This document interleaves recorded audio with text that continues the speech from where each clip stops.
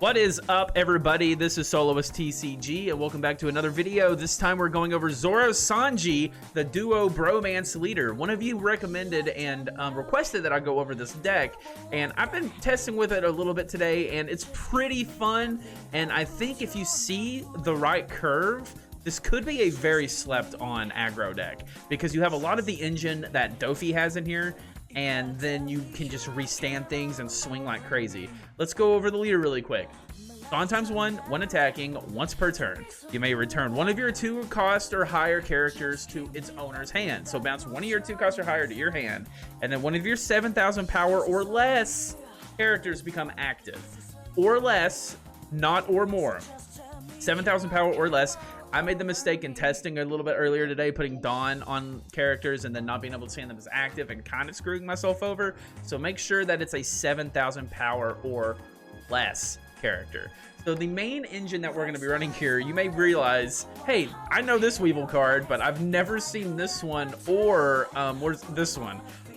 That's because we're doing a Buckin great combo, a mother Buckin great combo, boys. Buckin on play up to 1 cost 4 or lower Edward Weevil from your hand rested. That counts as this, and this. Now, obviously, this is one of the best targets you can get. Not only is it a higher stat line, but it also lets you draw a card. It's just a very good card. This one gives you a buggy ability on attacking, which is kind of useless. I mean, it's good for the first time, but if you restand it, then you're just looking at the same 3 cards. It's just an extra body to hit with Buckin. And then you have this one, which is actually pretty great. Return 1 character with a blocker. No, not blocker. Return 1 character with cost of 3 or less to the owner's hand. There are a lot of chump blockers in this meta right now because people think they're sticky. That makes this a very good anti-meta card because if they have a Shirahoshi blocker, a Vasco shot, anything, a 1-cost chopper, you can bounce that back to hand when swinging with this so that you can go even wider and screw over their defensive plans. And the really cool thing is if you go first on your 3-Dawn turn, you can play this out, summon one of these Weevils as rested, swing with leader to bounce this back to your hand to do it again the next turn if you have another Weevil in your hand, and then set that Weevil as active so that they can't be targeted. So that's the main core mechanic of the deck. You're bouncing Buckin back and forth, summoning and flooding the board with Weevils, and swinging incredibly wide, setting them as active, and swinging more than once. Now, what about everything else? Let's go over a few things. This filters in 2 2Ks, obviously just a really good 2K to rest something. We don't run any searcher engines in this deck, so it doesn't really matter that it doesn't fit those 7 Warlords. So Ezo, rest of 4 cost or less, go for game. Also, you can play it down to rest of 4 cost or less, and then pull it back with leader ability to set something else as active. Very good for that. Hody is just a very good green card. I ran it at more than this until I saw another card I wanted to tech in that I really like in this deck better, honestly. You can be convinced to take Hody out for it. But he fits still. You can basically have a 7 cost AK rush twice a turn. You can set him as active and bounce something back to your hand. So Hody, there really doesn't need any explanation. Now the Carrot's a cool mechanic because on attacking, she freezes a 7 cost or less. And if you set her as active with leader ability, you can freeze 2 things a turn. So that is just self-explanatory, pretty great. Now this is the card that I think not enough people talk about. This card is insane in this deck. It's a blocker. It's a kid from the starter deck 2, blocker. Dawn times 1 into your turn, set it as active. When he's out, swing 7 at lead, stand it back up with something else, put a Dawn on, swing again, so you get to swing 2 7 kids with this body, and then at the end of your turn, stand it back up to be a blocker on your next turn. It promotes such a wide aggressive play while also being very defensive, and I really like that. We run the 7 Warlords Mihawk that plays a slash rested. We do that because on our either we're going first or second. On our second turn, if we don't have the Buckin combo, this is a really good backup to just get flood happening early, and you can hit all of the Weevils with this. And I do believe that is unfortunately though the only target in the deck. But if you can't set that up, then it is just a 2K at the end of the day. We have Jinbei for the same thing to flood the board. If you're playing 7 Warlords, even one other 7 Warlord card, play Jinbei because he is insanely good. We went over these. This is just a good 2K to have, and if you're bricking, you can play it down and filter your hand a little bit. Ivankov, I thought would be pretty bad, and I thought this card was kind of bad, but the more I learned the game, the more I realized this card is just kind of a skill check. You need to kind of understand how to use it. So if you're setting up with either this Weevil or this Duval or this Buggy, and you know that it's going to be a 2 cost on your next turn, that is a really good way to play this on play, to play a 2 cost. You want to know something else that's really cool? You have an Ivankov and a Weevil in your hand, but you don't have a Buckin. Well, you play down a Buggy and you see a Buckin. Make sure your next turn when you play Ivankov, you can play Buckin off of it, and then there comes the Weevil. That's a massively great play right there already. And if you can swing with leader somehow, swing with leader, pull the Buckin back, set the Weevil as active. It's crazy aggressive. And then after that, this card, obviously this deck is 7 Warlords package, so you're playing a lot of stuff from hand and you're losing a lot of cards. When attacking, 6 cards or less, draw a card. That's just great.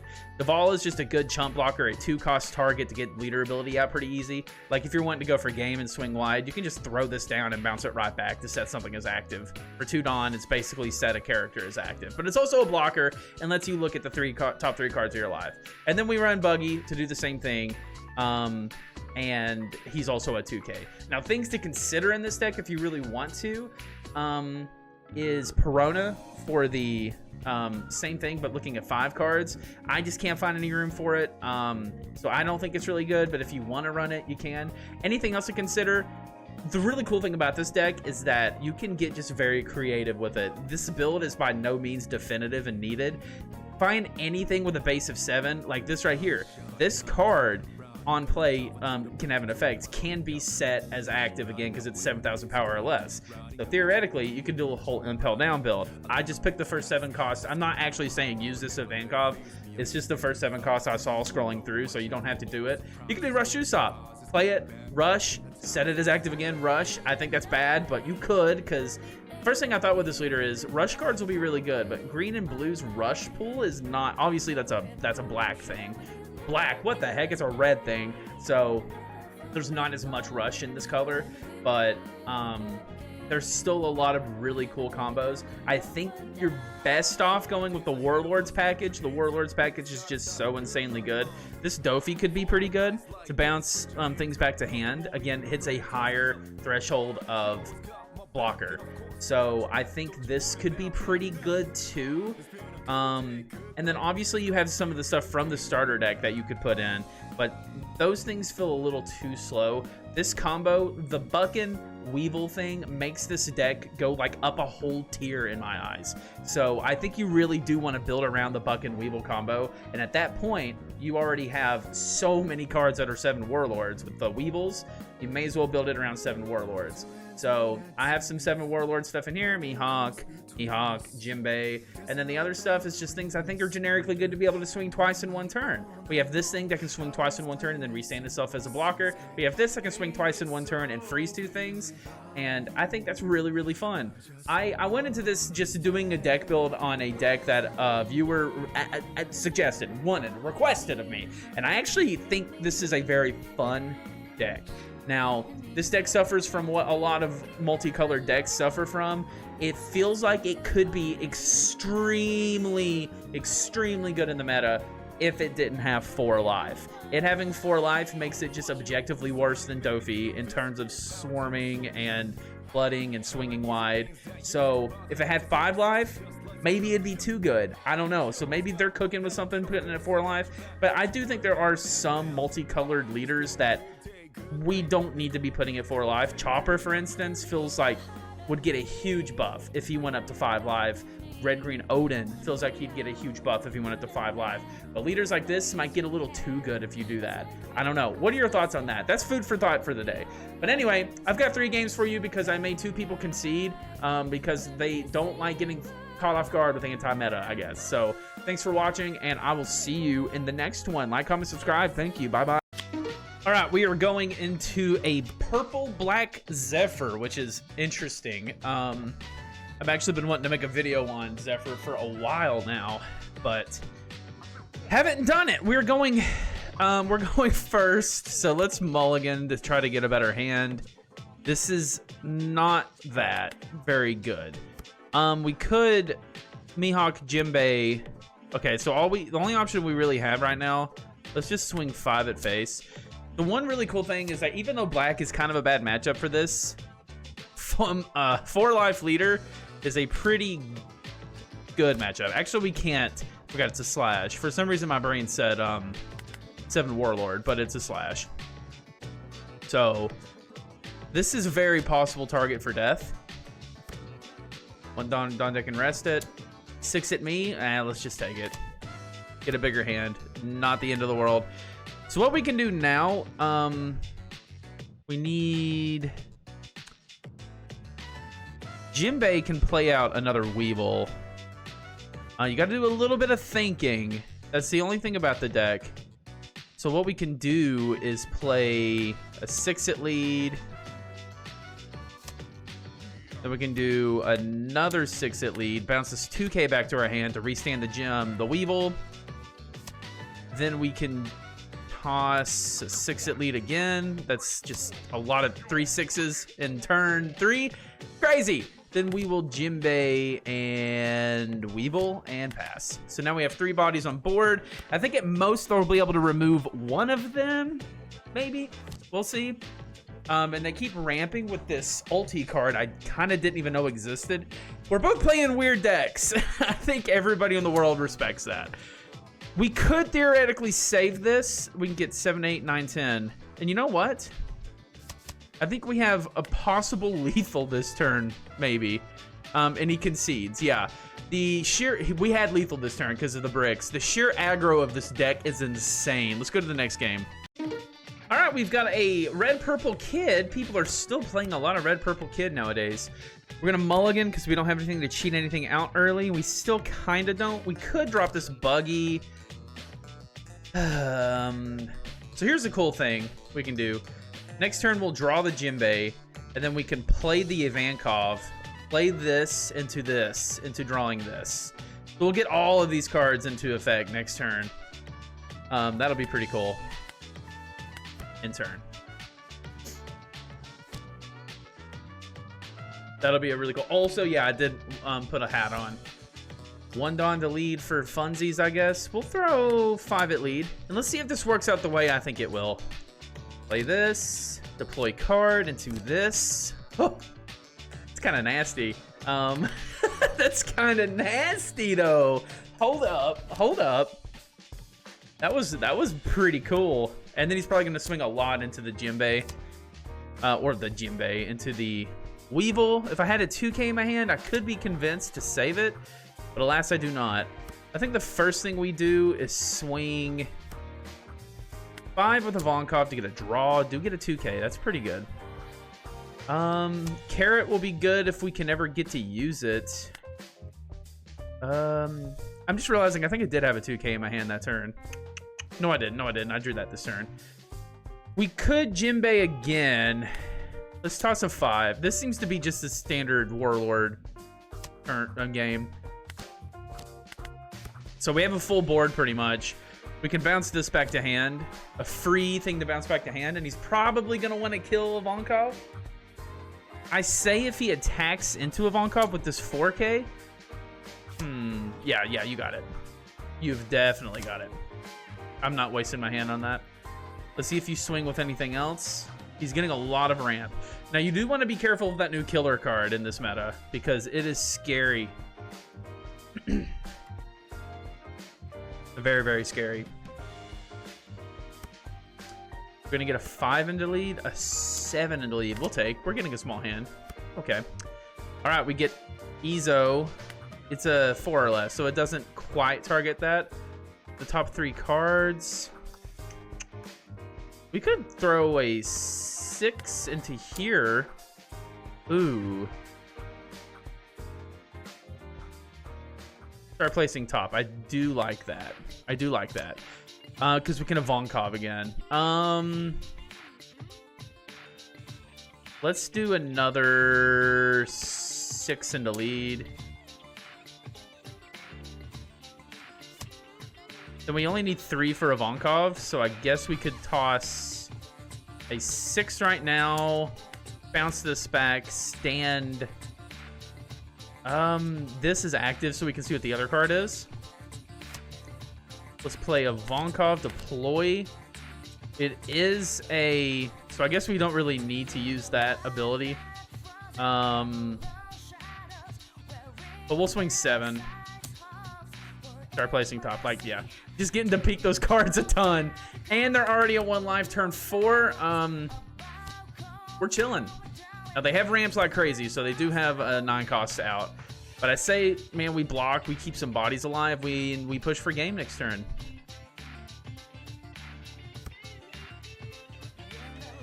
It may be crazy to block out whatever he swings here, so we can go 7, 6, 7. Oh. No blocker. Yeah, we will give you 2K, 1K. Carrot is not useful in this matchup. We will block that. And if he decides to swing with blocker, okay, he does not. That's probably smart. Let's give it a 6K with Ivankov, so he can't get a free block. He does have a ton of cards in hand. We're gonna want to bounce that Ivankov back. Or I could just play this into a new Weevil. I don't know. Let's swing 7 with lead. Start placing on top. I do like that card better. Yeah, I do like having that.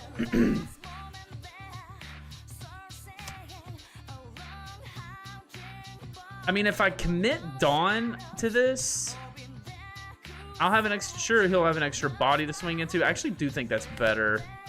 We'll place this over this. Then let's swing 6 here. I do have 4 2Ks in hand, which is really pretty good. And then we'll put this back into hand.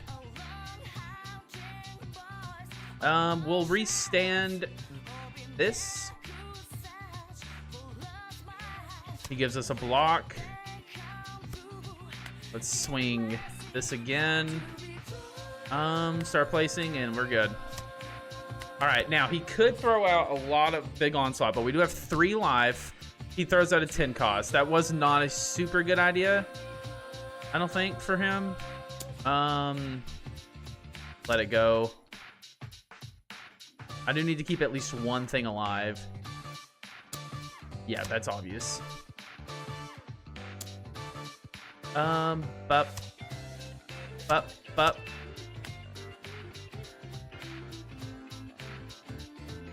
I think that's GG's, man.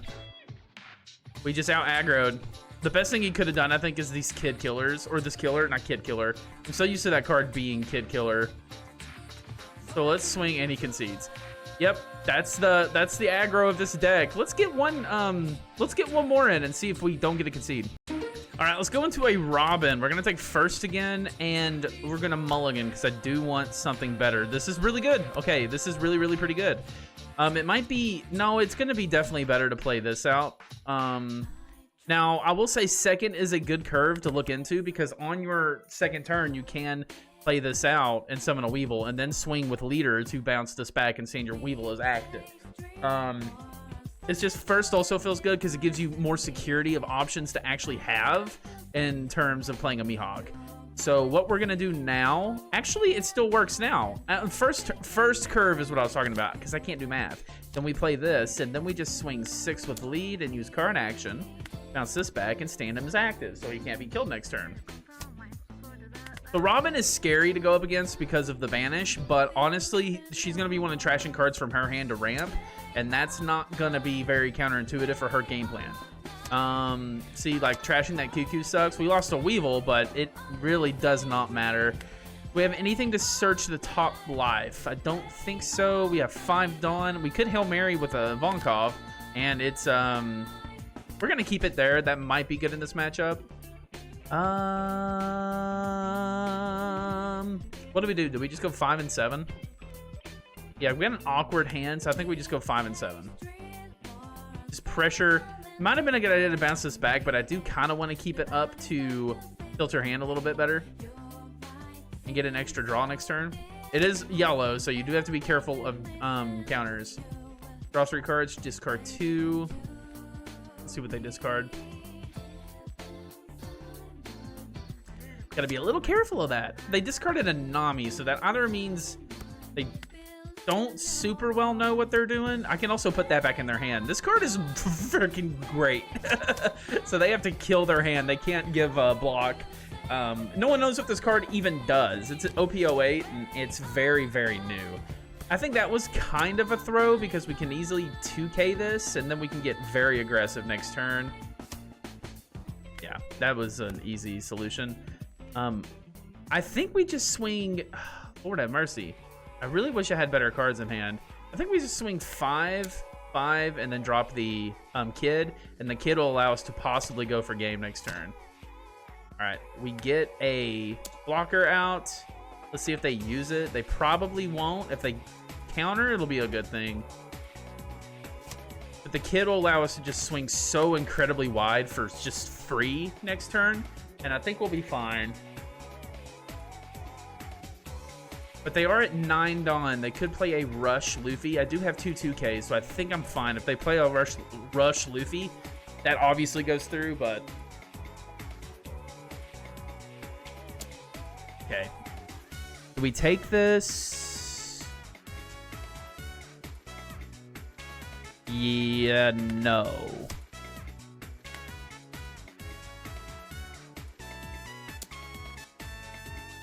We no blockers saved that too, because they're committing all of this to Rush Luffy, I think. But I'm not going to attack with blocker. Yamato.